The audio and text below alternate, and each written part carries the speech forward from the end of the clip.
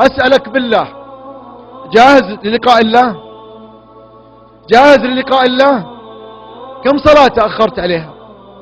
لو قالوا لك باقي لك ساعة في حياتك الدنيا، اللي باقي بتعيشه في دنياك ساعة، يلي تسمعني ذكر ولا أنثى، إنس ولا جن، لو قالوا لك باقي لك ساعة في الدنيا، أسألك بالله وش يمديك تسوي فيها؟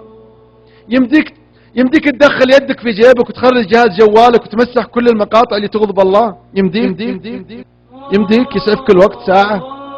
يمديك تنزل عند قدم أمك تقبلها وتقول سامحيني؟ كم عقيتك، كم أغضبتك، كم فعلت فيك؟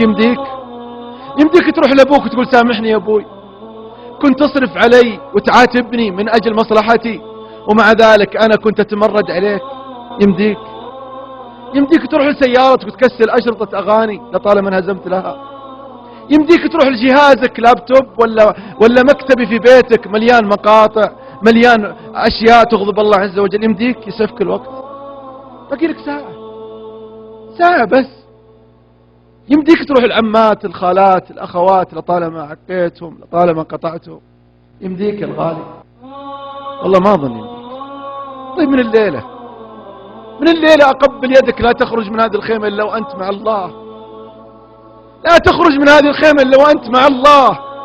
هذه الحياة الحقيقية يا أحبة، والله هذه الحياة الحقيقية.